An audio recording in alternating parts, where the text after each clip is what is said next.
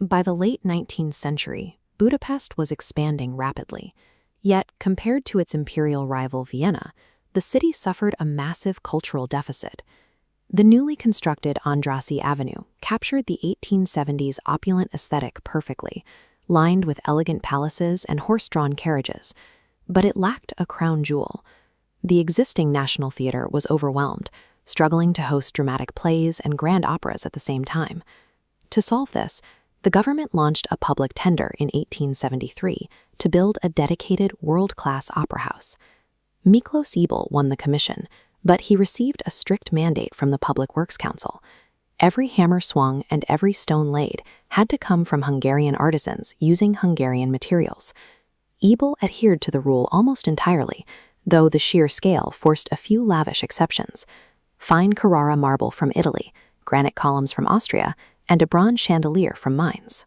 The resulting structure stood as a defiant architectural declaration. Hungarian national identity was now cast in stone, pushing back against the cultural dominance of the Austrian Empire. Stepping off the avenue and into the grand lobby, Ebel immediately faced a serious engineering constraint. His allotted footprint was unusually tight for a major European arts venue. Looking at this architectural cross-section, we can see how Ebel engineered a visual trick on the grand staircase. By strategically angling large mirrors along the landing, he bounced reflections across the walls to artificially double the perceived volume and height of the space. At the grand opening in September 1884, Emperor Franz Joseph I was in attendance. Surveying the room, the emperor offered a famously backhanded compliment, noting that the building was magnificent, even if it was noticeably smaller than his own opera house in Vienna. Budapest took the emperor's remark in stride. Locals quickly adopted the stance that while Vienna's hall might hold more people, their own architect had used optical ingenuity to build a space that was undeniably more beautiful. That beauty is most apparent inside the main auditorium. The space is built around a classic three-tiered horseshoe shape, draped in purple velvet and gold ornamentation. But the room's true value lies in how sound travels through it. International engineering surveys confirm this exact geometric configuration gives the room the third best acoustics in all of Europe, trailing only La Scala in Milan and the Palais Garnier in Paris. That pristine acoustic environment attracted top-tier talent almost immediately. In the late 1880s, a young Gustav Mahler took over as director, instituting rigorous performance standards that elevated the institution's international prestige.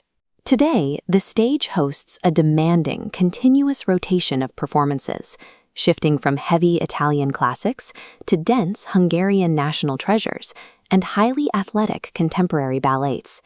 The flawless geometry of the hall, combined with historical prestige, forged this room into a globally revered proving ground for the performing arts. By 2017, the building required a massive technological overhaul. The central dilemma for the engineers was obvious.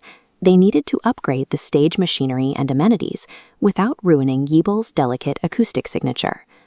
To understand exactly what they were working with, surveyors used point cloud technology. Laser scanners systematically mapped every curve, column, and balcony in the room. Acousticians took that raw data and built a highly calibrated three-dimensional digital model. Using this replica, they ran hundreds of sound simulations, testing how every proposed physical change, like reinforcing the pit or installing plush seats, would alter the reverberation.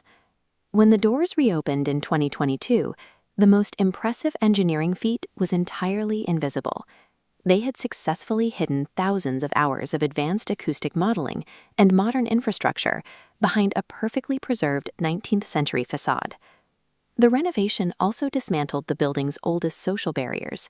In the 19th century, the architecture enforced strict class divisions, routing different ticket holders through entirely separate entrances and corridors.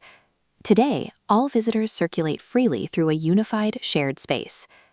To increase individual comfort, the physical capacity of the room was actually reduced. Engineers widened the rows and removed 2 chairs from every private box, dropping the total seating from 1,200 down to exactly 1,000. They also wove 21st century accessibility directly into the historic framework. Hidden lifts now carry visitors up the grand staircases, while audio induction loops are embedded into the stall seating for the hard of hearing. The building evolved from an exclusive royal court into a highly accessible public venue. The architecture adapted its social function to meet the modern public. Zooming out to the street level, the Opera House continues to serve as a massive cultural anchor. It sits right at the nexus of Budapest's vibrant culinary and nightlife districts, blending historical tourism with modern city living. The 5-year modernization project proved that a historic structure can embrace necessary technological progress without sacrificing the acoustic character that made it famous. Architectural genius survives the centuries by adapting to them. The Hungarian State Opera remains relevant because it refuses to be treated like a frozen museum. Instead, it ensures that history is passionately sung from the stage, rather than just preserved on the walls.